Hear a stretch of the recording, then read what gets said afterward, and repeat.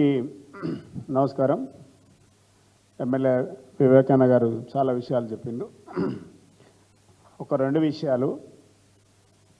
ఈరోజు కొడంగల్ నియోజకవర్గం అంతా కూడా 144 సెక్షన్ ఉంది.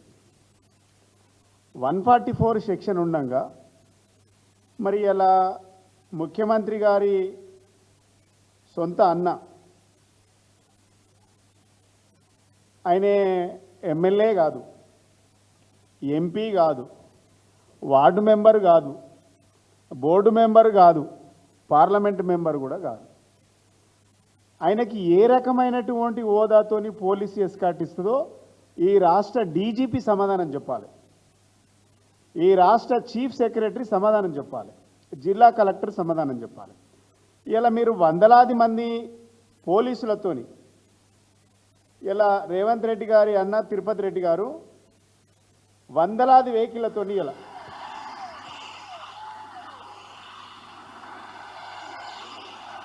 వందలాది వెహికల్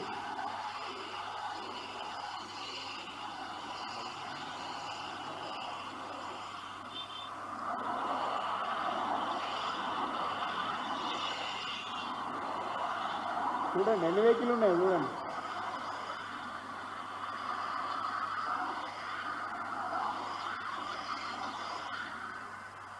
దాదాపుగా 100 వెహికల్స్, 100 వెహికల్స్. ఇప్పుడు లగచెర్ల గ్రామాన్ని, లగచెర్లలో ఉన్నటువంటి తాండాలన్నీ ఈ ప్రజాస్వామ్యాన్ని కూని చేసి ప్రభుత్వం లగచెర్ల తాండాలన్నింటినీ కూడా ఒక రజాకర్ల పాలనగా నడిపిస్తూ ఉన్నది కాంగ్రెస్ పార్టీ. ఆ రజాకర్ల మూటా నాయకుడు ఎవరంటే ఈయనే 100 వెహికల్లతో తీరేటైంది. ఇలా దీనికి సమాధానం చెప్పండి. ఇలా ముఖ్యమంత్రి గారి అన్నకు ఏ విధంగా ఎస్కాట్ ఇస్తారు, మరి అది ఏ క్లాజులు ఉందో చెప్పాలి. ఇలా బీజేపీ పార్టీ ఎంపీ పోతేనేమో ఎస్కాటు లేదు, అవమానపరుస్తారు, అది వాళ్ళ పార్టీ విషయం. కానీ ప్రజాస్వామ్యంలో ఉన్నాం కాబట్టి ఒక పార్టీగా మాట్లాడాల్సినటువంటి అవసరం, బాధ్యత ఉన్నది. ఏ పదవి లేనికేమో కలెక్టర్ వచ్చేమో బోకే ఇస్తారు, అధికారులు వచ్చేమో శాలువలేసి మీరు దగ్గరుండి తీసుకుపోతారు, స్వాగతం పలుకుతారు. మా భూములు మాకే కావాలి, మా భూములు గుంజుకోవద్దనేసి రైతులు కడుపు మండి వాళ్ళ గుండె పగిలి వాళ్ళు తిరగబడితే అది ప్రజాగ్రహం. ఎవరు ఆ పార్టీల ఎవరు కూడా వాళ్ళ వెనక ఏ పార్టీ లేదు, అది ప్రజాగ్రహం, రైతు ఆగ్రహం. నేను అన్నది కదా ఒక అవ్వ, మూడు అడుగుల జాగా పోతేనే తలలు పలుకొట్టుకుంటారు. నాది 3 ఎకరాల పొలం పోతుంది, మేము ఎందుకు ఊకుంటాం, 100 ఎకరాలు పోతుంది అని చెప్పిండ్రు. ఇలా ఏ బేసిక్లో అయితే మీరు ఫార్మాసిటీ, ఫార్మా విలేజ్ కట్టాలనుకుంటున్నారో చేతనైతే ఈ ప్రభుత్వానికి ఏం చేయాలి, ఫస్ట్ సేకరణ తీసుకోవాలి, ప్రజలతో మాట్లాడాలి, ప్రజలను మెప్పించాలి, ప్రజలను ఒప్పించాలి. ఏది చేత కాకుండా రాత్రే ఒక రజాకార్ల పాలన లెక్క రాత్రి దాడులు చేసి వాళ్ళ మీద గుండాలతో కొట్టించి తొక్కించి పోలీసులతో కేసులు పెట్టి ఇలా వాళ్ళ భూములు లాక్కుంటామంటే ఇది ప్రజాస్వామ్య పాలనలో ఉన్నామా, రజాకార్ల పాలన ఉన్నామో ఒకసారి ఆలోచన చేయాలి. నాకు తెలిసి సమాఖ్య రాష్ట్రంలో కూడా ఇంత నిర్బంధము, ఇన్ని అక్రమ అరెస్టులు, ఇన్ని నిర్బంధాలు లేవు. ఇలా మీరు 6 గ్యారంటీలను పెట్టిండ్రు. 6వ గ్యారంటీ తర్వాత 7వ గ్యారంటీ ఈ ప్రజాస్వామ్యాన్ని రక్షిస్తాం, ప్రజాపాలనని పెట్టుకున్నారు. 7వ గ్యారంటీ కింద మీది రజాకాల పాలన నడుస్తుంది. ఆనాడు కేసీఆర్ గారు 4000 ఎకరాలకు గిరిజన తాండాల్లో ఉన్నటువంటి గిరిజన బిడ్డలకు 4000 ఎకరాల పోడు భూములకు పట్టాలు ఇచ్చింది బీఆర్ఎస్ ప్రభుత్వం. ఆ పట్టాలు ఇచ్చినటువంటి భూముల మీద ఇలా గుండాలతోని, రౌడీలతోని ఇలా గిరిజన బిడ్డలను తొక్కిస్తూ పోలీసు బూట్ల ఇనుప చప్పుళ్ళ మధ్యలో ఇలా లగచెర్ల గ్రామాలు తాండాలన్నీ ఉన్నాయంటే ఇది డెఫినెట్గా రజాకాళ్ళ పాలనని మనకు అర్థమవుతూ ఉన్నది. ఇలా పోడు భూములకు పట్టాలు ఇచ్చింది కేసీఆర్ గారు. ఇలా గిరిజనులకు పట్టాలు ఇచ్చి 4000 ఎకరాలకు పట్టాలు ఇచ్చింది మేమిస్తే ఇలా వాళ్ళ భూములను గుంజుకొని రాజ్యాంగం కల్పిస్తున్నటువంటి హక్కులను దళిత గిరిజనులకు రక్షణగా ఉండాల్సినటువంటి వాళ్ళను ఇలా రజాకాల పాలనలాగా వాళ్ళను మైమరిపించేలాగా ఇలా పోలీసులతోని కొట్టిస్తున్నారంటే ఇలా మేము కేటీఆర్ గారితోని సంగారెడ్డి జైల్లో పోయి చూసినాం. ఒక్కొక్క మనిషికి గంట సేపు పశువులను బాదినట్టు బాదిండ్రంటే ఇది ఏం పాలన అని అడుగుతా ఉన్నాం. ఇంత దుర్మార్గమైనటువంటి పాలన ఈ రాష్ట్రానికి అవసరమా? ఇలా 144 సెక్షను ఆ నియోజకవర్గంలో వర్తించదా? ఆ తాండాలకు వర్తించదా? దుద్యాల మండలానికి వర్తించదా? లగిచర్ల తాండాలకు వర్తించదా? ఎందుకు ఇది? అంటే గిరిజనులు అంటే పేదవాళ్ళు, ఎస్సీలు దళితులు అంటే పేదవాళ్ళు, వాళ్ళకు నోరు లేదు. డెఫినెట్గా నోరు లేని ఈ వర్గాల పక్షాన వాళ్ళ హక్కులు కాపాడడానికి బీఆర్ఎస్ పార్టీ ఉన్నదన్న సంగతి గుర్తుపెట్టుకోండి. ఆ వర్గాల కోసం మాట్లాడతాం, ఆ వర్గాల కోసం ఫైట్ చేస్తాం, పోరాటం చేస్తాం, వాళ్ళ పక్షాన నిలబడతాం, వాళ్ళకు అండదండగా ఉంటాం. వాళ్ళ హక్కులను కాలరాస్తే డెఫినెట్గా వాళ్ళను మట్టు పెట్టడానికి బీఆర్ఎస్ పార్టీ మా నాయకుడు కేసీఆర్ గారి నాయకత్వంలో మేము పనిచేస్తాం. ఇలా వాళ్ళకు నోరు లేదు గల రాత్రి గుంజుకోవచ్చు, భూములు గుంజుకోవచ్చు, అల్లుని కట్టగట్టచ్చు, సటకుని కొడుకు అంటగట్టచ్చు అని అనుకుంటుండొచ్చు మీరు. ఇలా కేసీఆర్ గారు ఉన్నన్ని రోజులు మీ ఆటలు నడవయి.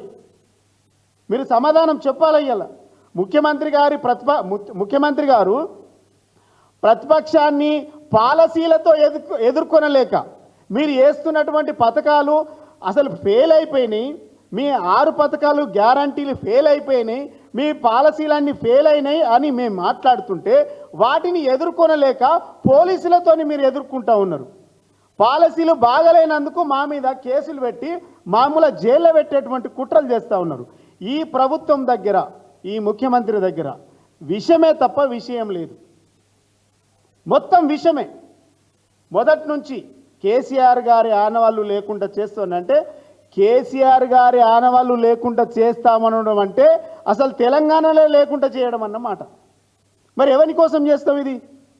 తెలంగాణ లేకుండా చేయడమే కేసీఆర్ గారి ఆనవాళ్ళు లేకుండా అంటే.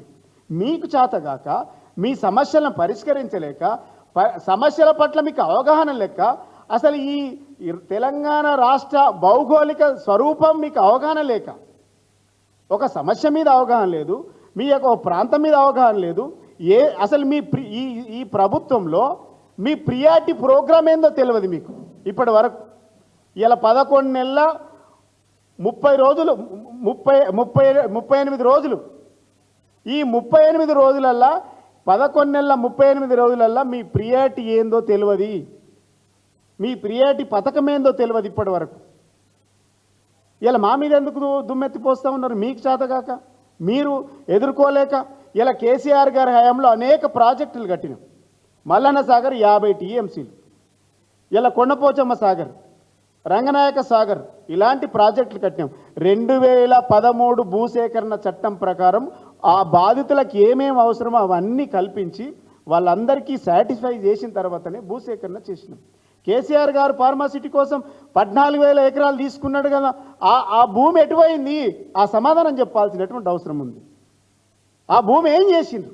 ఎవరి కోసం? ఎక్కడ దాచిపెట్టిండ్రు? ఇలా కొత్తగా భూమి ఎందుకు సేకరిస్తూ ఉన్నారు? సేకరిస్తే దళిత గిరిజనుల భూములు ఎందుకు ఉంచుకుంటా ఉన్నారు? వాళ్లకు రక్షణగా ఉండాల్సినటువంటి వాళ్ళు ఎవరు? వాటన్నిటి కూడా సమాధానం చెప్పాలి.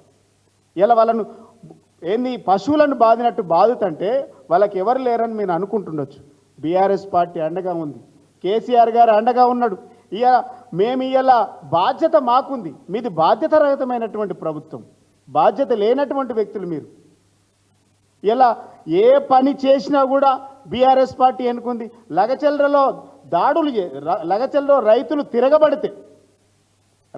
తిరగబడితే ప్రజా ఆగ్రహంతో, రైతు ఆగ్రహంతో, భూమి పోతుందన్నటువంటి కోపంతో వాడు దహించి తిరగబడితే టీఆర్ఎస్ బీఆర్ఎస్ పార్టీ ఎన్నుకుందని చెప్తారు. ఇలా అంతకుముందు రోటిబండ తాండకాడ ఆర్డీఓని ఎంఆర్ఓని నిర్బంధించిండ్రు. అంటే ఇది కుట్ర తెలుసుకోవాలి.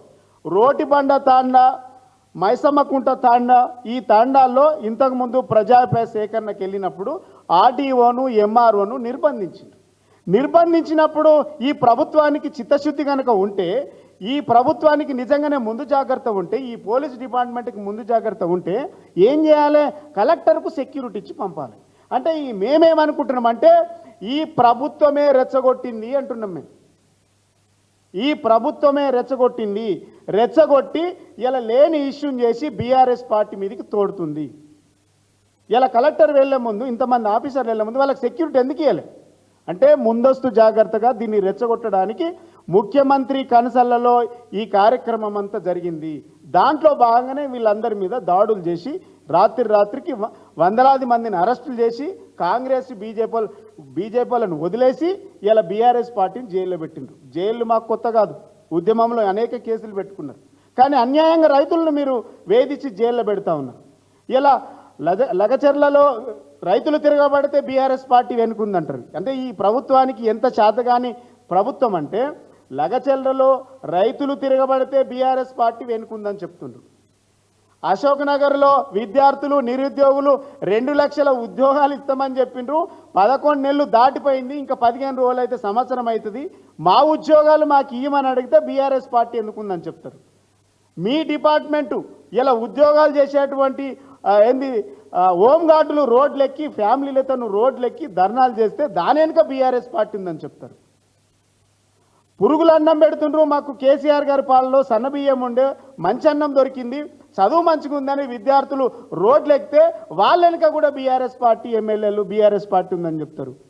అసలు మీకు సమస్యల పరిష్కారానికి సమయం దొరుకుతుందా? దాచుకోవడానికి తప్ప ఏ కార్యక్రమం చేసినా బీఆర్ఎస్ పార్టీ ఎన్నుకుందని చెప్పేటువంటి ఒక నిర్లక్ష్యమైనటువంటి ఈ ప్రభుత్వం, చాతగాని దద్దమ్మ ప్రభుత్వం ఇలా మాపైన నిందలేస్తూ ఉన్నది. ఇవన్నీ ప్రజలు గమనించాలి. ఏ కార్యక్రమం చేసినా ఇలా మాపైకి తోస్తూ ఉన్నారు. మరి మీరెందుకు దిగిపోండి? ఈ ఇన్ని విషయాలలో మీరు ఫెయిల్ అయినరంటే ఈ ప్రభుత్వం దిగిపోవడానికి సమయం ఆసన్నమైంది. మీకు చాతగాని ప్రభుత్వం ఇది. డెఫినెట్గా లగచర్ల ఈ గిరిజన తాండాల్లో అరెస్ట్ చేసినటువంటి అక్రమ అరెస్టులను బీఆర్ఎస్ పార్టీ తీవ్రంగా ఖండిస్తూ ఉన్నది. వారి పక్షాన మా నాయకుడు కేటీఆర్ గారు చెప్పిండ్రు, వారి పక్షాన మేము ఉంటాం. మీరు ఎన్ని డ్రామాలు చేసినా మీ చాతగాని ప్రభుత్వం అనేసి ఈ ప్రజలకు తెలిసిపోయింది. వాళ్ళ పక్షాన మేము కొట్లాడతామని ఈ సందర్భంగా గుర్తు చేస్తాం. Thank you.